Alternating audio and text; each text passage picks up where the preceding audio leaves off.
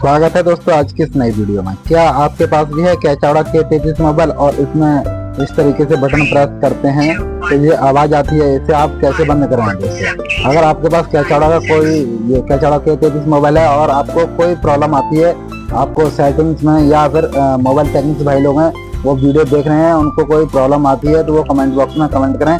तो हम ये जो समस्या है ये बटन प्रेस करते हैं तो ये आवाज आ रही है, तो इसे कैसे ठीक करेंगे। तो सबसे पहले दोस्तों आ जाना है आपको मेन्यू में आ जाने के बाद आपको चले आना है दोस्तों इस तरीके से सेटिंग्स के साइड में, यहाँ पर मिलेगा टूल्स में आने के बाद आपको चले आना है यहाँ पर नीचे ट्रिम मेन्यू और sound play number, dialing play number, और ये यहाँ पर देखने को मिलता है दोस्तों, है ना।